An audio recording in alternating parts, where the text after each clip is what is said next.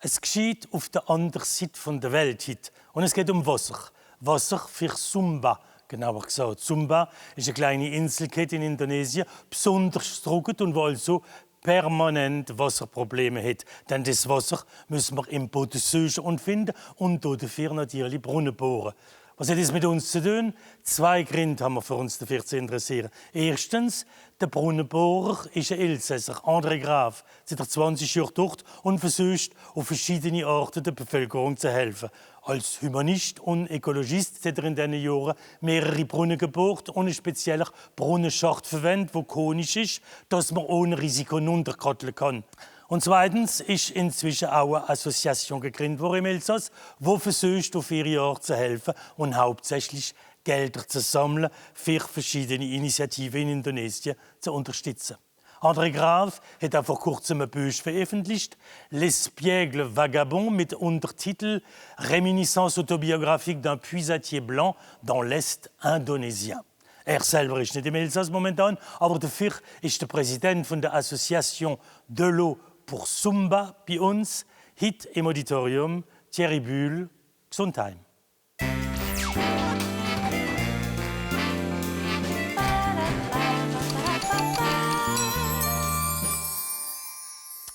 Ja, salut zusammen, Thierry Bühl, de l'eau pour Sumba heißt die Association. Wer ist alles in der Association? Wir sind ungefähr 30 Personen. Aha, trotzdem. Wir machen das vor 20 Jahren ungefähr. Und was wichtig ist, ist Wasser für die Inselpersonen. Les puits ne sont pas installés près des habitations. Aha. Et donc souvent on est obligé de la transporter. Wir müssen Wasser holen. Und das ist wichtig. Ja, weil ist Ihr Projekt momentan? Denn es existieren schon ein paar Brunnen dort, nicht? Notre nouveau projet heißt Sekolah Air Online. Le savoir qu'on a acquis pour pouvoir le transmettre, on souhaite créer des vidéos qui permettent après d'être accessibles à des personnes qui sont installées un peu partout sur l'île de Sumba ou même ailleurs en Indonésie. Donc le projet devient un peu plus vaste et de faire des vrais tutoriels pour que les gens puissent vraiment s'emparer et puis aussi faire le suivi après et le transmettre aux populations locales, puisque l'objectif c'est que ce soit eux qui s'en occupent, c'est eux qui entretiennent. Notre mission, elle va plutôt être de transmettre ce savoir pour que les gens les accompagner au début et puis de les laisser, dass sie wieder selbstständig werden, dass sie ihre Arbeit machen können. Es geht wieder schon einen kurzen Moment. Zuerst da, wo ich aber Zeichen geredet. Madame Blanche im Studio Nevenstron. Minute Blanche. Bonjour, ici Madame Blanche, une Alsacienne qui vous branche avec le fameux SMS des téléspectateurs. Chère Madame Blanche, je regarde Oxontam comme tous les dimanches et je suis une fervente adepte du fitness aquatique. À ce sujet, j'aimerais avoir quelques éclaircissements concernant la Sumba. S'agit-il d'une sorte de Zumba qui serait exclusivement à base de musique samba? Et puisqu'il est question d'eau, peut-on parler d'une Zumba aquatique sur de la samba? Et c'est signé, avec les bretelles, Sébastienne. Cher Sébastien avec les bretelles, vous pratiquez le fitness et c'est très bien ainsi. Mais en l'occurrence, vous n'y êtes pas. Il ne s'agit ni d'une danse, ni d'un programme d'exercice de fitness, et encore moins de la combinaison des deux. La Sumba est une île mystérieuse de l'archipel de Nusa Tenggara en Indonésie. Alors, restez avec nous et vous en saurez plus sur cette île mystérieuse qu'on dit aussi le secret le mieux gardé de l'Indonésie.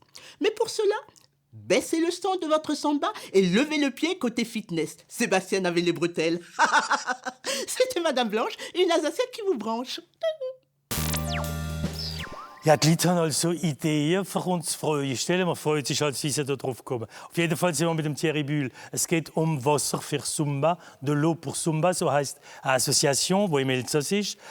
In Sumba, das ist eine kleine Insel in Indonesien. Dort ist der André Graf, der das Buch rausgebracht hat, L'Espiègle Vagabond. André Graf ist vor 20 Jahren dort gekommen. Je crois qu'il s'est pris de passion pour la population là-bas. Et il s'est rendu compte qu'un des enjeux les plus importants là-bas, c'était l'eau. Elle est souvent relativement loin des villages, donc le but aussi c'était d'apporter de l'eau dans les villages. Et donc il s'est intéressé à ça, il a rencontré des gens qui lui ont, Jean Couteau notamment, des anciens ingénieurs de Suez ou de la Lyonnaise des Eaux. Et il les a interrogés comment ramener de l'eau dans les villages ou faciliter l'accès à l'eau. Gut. Und ich habe Ihre Association gegründet, Noher, Ja. als Unterstützung. Noher. Ja, Noher, auf jeden Fall. André Graf in dem Buch erzählt viel von seinem Leben. Natürlich. Er war ein bisschen ein Weltreiser in einer gewissen Zeit. Er ist auch bekannt im Elsass vor 30, 40 Jahren für die Montgolfière, die er zuerst im Münstertal. Er stammt vom Münstertal. Und es ist aber ein Elsässer, komischerweise. Es hat viele Elsässer auf der ganzen Welt. Aber gewöhnlich haben sie alle Heimweh. Er gehört zu den Seltenen, glaube ich, die kein Heimweh hat. Aber trotzdem für ihn ganz speziell die Leçon d'Alsacien von der Mamsell Mamsell Hit. Es heisst, das Wasser ist zum Wäschen da, Mamsell Mamsell. Das Wasser ist zum Wäschen da. Für die Zähneputzen kann man es auch benutzen. L'eau sert à laver. On peut aussi l'utiliser pour se brosser les dents. L'alsacien signifie par là qu'il préfère utiliser l'eau à d'autres desseins plutôt que pour étancher sa soif. Il dit d'ailleurs « Zu viel Wasser bringt Lies in de Busch » que boire trop d'eau rend l'estomac pouilleux. Ce Wasser, don du ciel par excellence, imprègne bon nombre de nos expressions. Et la langue alsacienne réussit à faire des miracles en transformant ce Oktoberwasser, l'eau d'octobre, en vin. Une entreprise vaine appellera le commentaire « Das ist Wasser in de Brunnen getragen », autant porter de l'eau à la fontaine. On dira d'un menteur éhonté « Der leidts Wasser de Berinuf », qu'il ment au point de faire couler l'eau en amont. Bis dorthin läuft noch viel Wasser der Rhin ab. D'ici là, beaucoup d'eau coulera dans le Rhin, dit-on d'une chose qui n'est pas près d'arriver. Sachez pour finir que wenn einem das Wasser am Hals steht, que si vous avez de l'eau jusqu'au cou, c'est que vous êtes dans l'embarras, pour ne pas dire autre chose.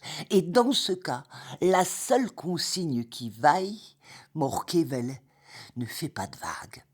Das wär's für heute, liebe Leute. Merci fürs Zuhören. À la semaine prochaine. Bis zum nächsten Mal für eine weitere Leçon d'Alsacien. Wir sind immer mit dem Thierry Bühl. Es geht um Wasser für Sumba. Man muss trotzdem unterstreichen, die Leute dort sind im Allgemeinen sehr arm. Ja, das ist richtig. Sie sind sehr arm und was wichtig ist, sie müssen alle Tage Wasser finden. So die Frauen und die Kinder zum Beispiel gehen Wasser zu holen mit Bidon oder mit Cruche et ainsi de suite. Donc c'est un travail spécifique qui est fait par les femmes et les enfants. Ja, was machen die Männer? Die Männer, sie sind installiert und ça... Sie spielen Karten. Ja, ils se la bulle, ouais, comme on dit. Ouais. Ah oui. Et donc, quand on vient installer un puits et ramener de l'eau à proximité des habitations, ça change un peu les données du problème. Les données du problème. Die Früher sahen, was die Männer machen und sie... Sie brauchen nämlich so lange Zeit, für ans Wasser zu kommen. Sie können etwas anderes machen. Donc, elles font beaucoup d'artisanat. Qu'elles peuvent après revendre. Und Männer machen immer noch nichts. Ce n'est pas des foudres de travail. Après, ils font des travails au champ. Ils font les travails au champ. Die Brunnen. Le chef du village demande à ce que tout le monde aide. Et alors, on arrive à créer une unité et permettre aux gens de s'unir pour le faire, quoi. Indonesien ist bekannt als eigentlich der Staat, wo am meisten Muslimen sind. Unser Bali, wo eine Insel für sich ist, wo keine Muslimen sind und wo ihre Religion haben, also Buddhisten sind. Sumba ist auch ein bisschen speziell, insofern, dass es nicht nur Ja, wir finden da auch beaucoup de chrétiens aussi sur l'île. Donc c'est un savant mélange et ça fonctionne plutôt bien. Mais ça veut dire qu'il n'y a pas autant d'emprise de la religion qu'ailleurs en Indonésie. Non, moins. Il faut le préciser. Et c'est ce qui explique aussi peut-être dass der André Graaf dort het kennen. Ja. Eps morgen. Ja, und keine Blieben. Kunnen blijven, dan zo'n Chatterbourgins Schwierigkeiten gibt. Cactus mit dem Jean-Philippe Pierre. Christian Bravo. Aujourd'hui, c'est Histoire d'eau, mais grand public. Et ça, on peut dire que vous m'avez fait suer. Pour commencer, pas question de coincer la bulle, car il a fallu d'abord trouver le bon bulle. Bulle, il y en a un dans le Bas-Rhin et l'autre dans le Haut-Rhin. Votre bulle n'habite pas Bulle, mais l'association qu'il préside a son siège en Alsace. Et le Thierry Bulle que vous recevez ne s'occupe pas comme un autre de chevaux, mais simplement d'eau. De l'eau pour Sumba, une association où l'on trouve le président, Bulle Thierry, la trésorière, Bulle Lisa, et la secrétaire, Bulle Catherine. Oui, je sais, des bulles comme celles de savon qui apparaissent partout. On a connu la samba brésilienne, on a désormais la sumba alsacienne. La samba brésilienne est tirée comme l'eau d'une opérette de Lopez. Sumba est une opération qui s'occupe de l'eau. Car Sumba, un comble, est une île, donc entourée d'eau, mais qui manque d'eau sur ses terres. Depuis plus de 17 ans, le projet de construire des puits et des systèmes de distribution d'eau a été initié par un Alsacien, André Graaf, ancien pilote de montgolfière. Oui, ça aussi, c'est gonflé. Et moi, je m'arrête là, car pour les jeux de mots sur l'eau, je suis à sec. Ja, Wasser, Wasser, Wasser, de l'eau pour Sumba, so heißt die Association, wo im Elsass ist, mit dem Präsident Thierry Bulle, unserer Gaststätte, und der André Graaf ist dort auf dieser Insel für die verschiedenen Aktivitäten zu folgen und wieder zu führen. Mehrere Brunnen. Wie viele Brunnen existieren bis jetzt? 42. 42 trotzdem? Oui. Ah oui. Qui permettent quand même à 35 000 personnes d'avoir accès à l'eau. Also das ist nicht nichts. Hein? C'est pas rien. Hein. Ah oui. Il y a aussi 8 installations un peu spécifiques. C'est pas vraiment des puits, c'est plus des installations qui permettent de ramener de l'eau sans construire de puits, mais à partir d'une source d'eau. Et donc ça donne de l'eau à beaucoup de foyers, quoi. Mais l'eau n'est pas potable, attention. Hein. L'eau qu'on ramène, c'est une eau qui n'est pas traitée. Hein. Donc il faut se wärmen. Oui, mais la faire après, bouillir. c'est ça. Et puis après, enfin, pour nous Européens, oui. Pour eux, Sie sind besser gewöhnt, sie können sich Ja, besser anpassen. ja. Weil man es natürlich gewohnt ist, von Kind auf und nicht mehr, es ist immer selber. Nicht? Wir werden immer mehr verbibbelt und bei dem kommt jeder, der geringste Virus trifft uns an. Was vielleicht, c'est le monde de la tourista pour Oui. Pour les Européens. pour les Européens. Also in dem Busch merkt man auch, dass nicht viel übrig hat für andere Europäer oder Occidentaux im Allgemeinen. Auch Amerikaner kommen wahrscheinlich nicht viel. Nicht so viel. Auch vielleicht Australier, nein. Ja, viel Viel Australien. Australier, nehme ich an. Und für die hat er nicht viel übrig. Warum seht ihr sie nicht gern? Sie kommen als Konsumenten, als Touristen. Il y a des infrastructures qui sont mises en place et qui dénaturent un peu le paysage. Et ils ont juste des projets pour faire de l'argent et les populations locales sont très peu intégrées à ce type de projet. Et puis l'autre chose, c'est les différentes ONG qui viennent. Elles ont des projets qui sont louables et qui nécessitent beaucoup d'argent. Et ils viennent, ils installent et ils s'en vont. Gibt es andere im selben Fall wie der andere, die auf dem Platz sind? Non, pas à notre connaissance. Das ist der einzige, der geblieben ist. oui. Und der also auch garantiert, dass das wieder geht und dass natürlich die Sachen vorangehen. Wir kommen zurück an Ihre Association im Elsass im kurzen Moment. Zuerst haben wir unser Gedicht, wie jeden Sonntag, mit dem Hélène Schwaller. Heute ist der Text von Daniel Boch. Jetzt ist klein und Schisterstimmel auf die Welt gekommen. Mach's retten, mach's poppeln, von Leben, Tod, Trauer und Glück. Eine Popplerei kühn gebispert.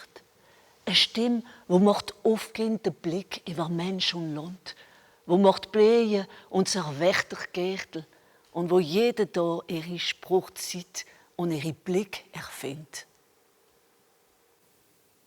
Hélène Schwaller, ein Text von Daniel Boch. Und wir sind immer mit dem Thierry Bühl. Ist der Präsident von der Association de l'eau pour Sumba. Kann übrigens auf dem Internet nachschauen und kann eventuell, wenn mehr erfahren will, natürlich dort nachforschen und auch unterstützen. Denn so eine Association ist auch da, für Gelder zu finden, für verschiedene Projekte zu unterstützen, die sich dort abspielt, auf der kleinen Insel in Indonesien, in einer Inselkette. Das erste Mal, bist du schon mal dort gewesen, Thierry? Nein, ich bin nicht gewesen, aber ist ein Projekt. Es ist ein Projekt für mal gehen. Ja, für nächstes Jahr vielleicht. Nächstes Jahr vielleicht. Ja. Wie bist du dazu gekommen? Wie bist du irgendwie überhaupt in Verbindung gekommen mit dem André und dazu gekommen, die Association dort zu gründen? Je suis le petit cousin d'André. Donc il y a un lien de parenté familiale. Donc c'est le fils de la cousine à ma mère. On a grandi ensemble dans cette belle vallée de Münster. Et donc voilà, j'allais souvent chez ses parents que je connaissais très bien. Et puis le chemin faisant, on est resté en relation. J'ai suivi ses pérégrinations aux quatre coins du monde avec des projets toujours un peu différents, certains très intéressants, dans lesquels il a réussi, comme l'Aérovision, où il avait une société qui fonctionnait plutôt bien. Die berühmte Montgolfière. Des Montgolfières, voilà.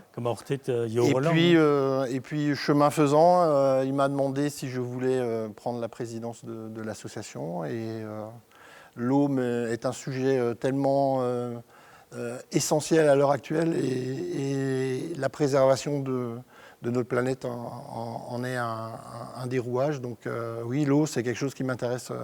Wasser ist auch ein Zivilisationsproblem.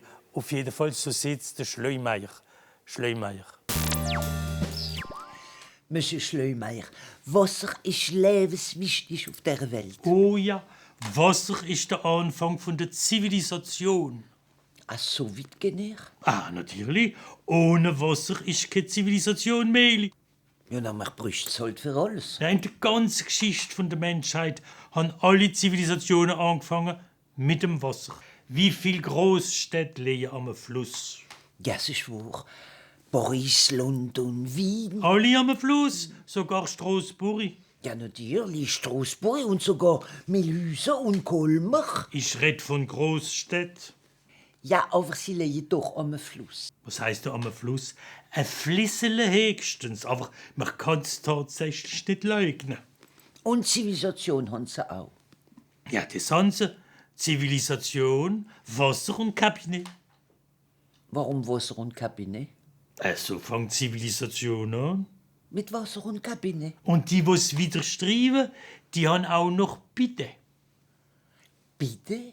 Sind Bitte Zeichen von Zivilisation? Oh ja, Bitte sind sogar ein Zeichen von einer fortgeschrittenen Zivilisation.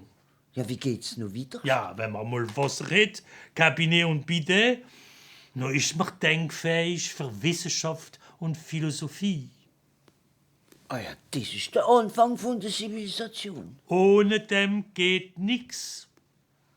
Aber momentan haben immer weniger Leute noch Bitte-Time. Das ist auch ein Zeichen. Vielleicht ein Zeichen vom Anfang, vom Ende von der Zivilisation. Ja, das ist das Wasser für den Schleumeier. Wir sind immer mit dem Thierry Bühl. Für ihn ist das Wasser etwas anderes. Es ist erstens im Mittelpunkt von seiner Association de l'eau pour Sumba, Sumba-Insel in Indonesien. Was redet die für einen Spruch? Sind auch Dialekter? C'est auch Dialekter. André spricht indonésien, gehört, le patois local, on va dire.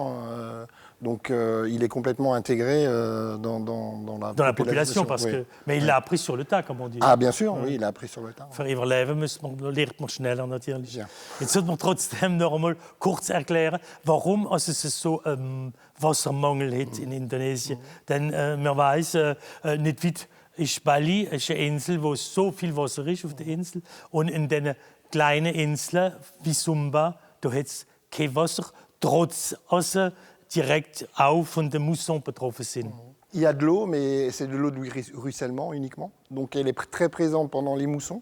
Mais ensuite, comme il n'y a pas de grandes rivières, de grands fleuves, elle s'évacue et Elle s'intègre dans la roche, comme c'est très, très spongieux. Et donc, l'eau, il faut aller la chercher plutôt dans les souterrains. Muss man tief bohren für etwas finden? Il y a des grottes naturelles, donc souvent dans les villages sont installés pas très loin de ces grottes, mais il y a aussi des endroits où il faut creuser jusqu'à 10-12 mètres pour trouver de l'eau, même plus des fois. Ouais. Et alors, il y a aussi un nouveau système de puits qui a été mis en place là-bas. Oui, donc on fabrique nos propres rouleaux. Donc c'est des rouleaux de béton qu'on va assembler, qui ont une forme conique, qu'on assemble les uns dans les autres. Donc on le pose et puis ensuite on le fait descendre. Ensuite on en pose un autre dessus et ainsi de suite pour après créer vraiment un puits, quoi. Und dann sind sie konisch, dass man auch runter kann gehen ohne Risiko. Ja.